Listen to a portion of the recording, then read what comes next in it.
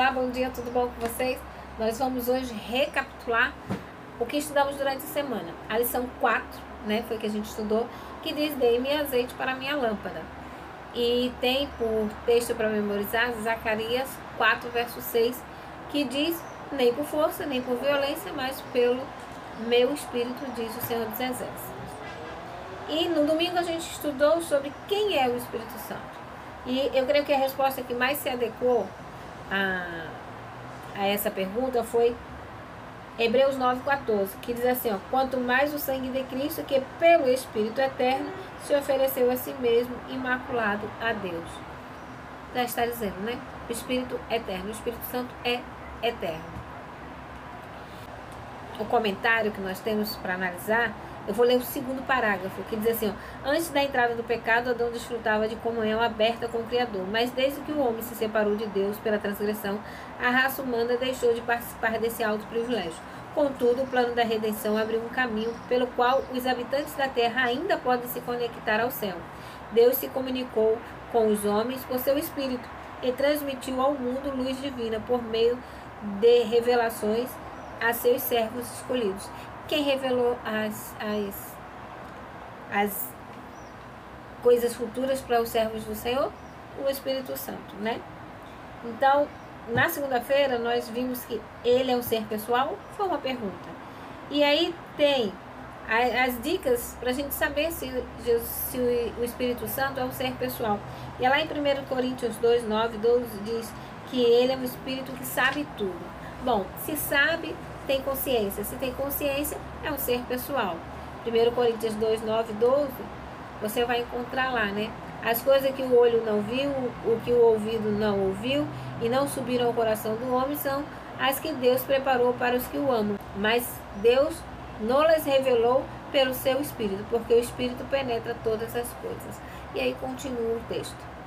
Então, quando você vai lá, né, entender, ele sabe tudo. Se sabe, tem consciência. Se tem consciência, é pessoal. É capaz de amar. Nossa, se não for pessoal, não tem capacidade para amar. Mas sendo um ser pessoal, ele tem capacidade para amar. E rogo-vos, irmãos, por nosso Senhor Jesus Cristo, e pelo amor do Espírito, que combatais comigo nas vossas orações por mim a Deus. É capaz de comungar, olha só, a graça do Senhor Jesus Cristo, o amor de Deus e a comunhão do Espírito Santo sejam convosco. 2 Coríntios 13, 14. E também a gente viu que já que pode manter comunhão, também deve falar. Eita, o Espírito Santo fala, tá na Bíblia isso? Tá lá, 1 Timóteo, capítulo 4, verso 1. Mas o Espírito expressamente diz que nos últimos tempos apostatarão alguns da fé, dando ouvidos a espíritos enganadores e a doutrina de demônios. O Espírito fala. Você já ouviu o Espírito Santo falar com você? Não? Eu já. Então, é algo que você só consegue entender se você tiver fé. Você só consegue entender o que está acontecendo, o Espírito Santo falando com você, se você abrir o coração para que ele possa entrar. E o Espírito Santo, ele ama, ele comunga, ele mantém comunhão, ele fala, e ele também é capaz de ensinar. Está lá em 1 Coríntios 2, 13. E é capaz de ser uma testemunha. O mesmo Espírito testifica ao nosso Espírito que somos filhos de Deus. Ou seja, ele testemunha que nós somos filhos de Deus. Essa lição de segunda-feira foi maravilhosa. E aí, terça-feira, a gente continuou, né? E aí a gente viu que ele intercede em nosso favor. Está lá em Romanos 8, 26. Vimos também que ele distribuiu os dons, né? 1 Coríntios 12, 7, 11. Também que convida o pecador ao arrependimento, né? Não apenas convida ao arrependimento, mas ele também sela, né? Ele firma na fé. Isso é maravilhoso. Está lá em Éfesos, capítulo 1, verso 13. Pelo fato de ele nos selar ou nos firmar, contra quem nós somos advertidos, para não entristecer o Espírito Santo. Efésios 4, 30. E aí a gente volta lá. Como acreditar que o Espírito Santo é um ser pessoal? Gente, ele se entristece. Além de tudo isso, ele se entristece. Você só pode entristecer algo que existe. Se não existir, não pode ser entristecido, né? E aí na quarta-feira a gente viu, tem aquela pergunta, qual é a obra do Espírito Santo? E a gente viu qual é a obra do Espírito Santo, né? A obra do Espírito Santo é consolar, testificar, guiar em toda a verdade, né? Ele também tem que anunciar a vontade de Jesus, né? Ele é um consolador. Lá em João 15, 26 diz, mas quando vier o Consolador, né? E João 16, 13 e 14, aí fala das demais coisas, né? De guiar em toda a verdade, não fala de si mesmo, tudo que ouviu ele anuncia, né? Então, a obra do Espírito Santo é maravilhosa. É uma obra que vem a nos moldar, né? Como ele convence do pecado? Ele convence do pecado com a justiça e com o juízo de Deus. A palavra de Deus, usada pelo Espírito Santo, nos convence do pecado, do juízo e da justiça. E na quinta-feira a gente viu qual a relação do Espírito Santo com a igreja. E é uma relação linda, né?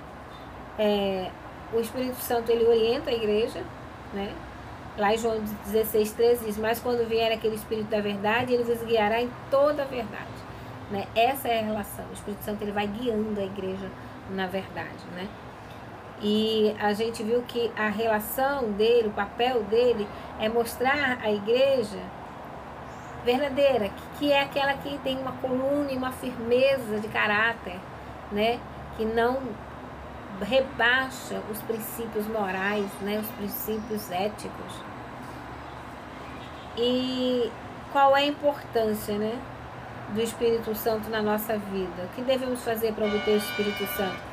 O que devemos fazer para obter o Espírito Santo? Essa pergunta parece complicada a resposta, mas a resposta é muito prática.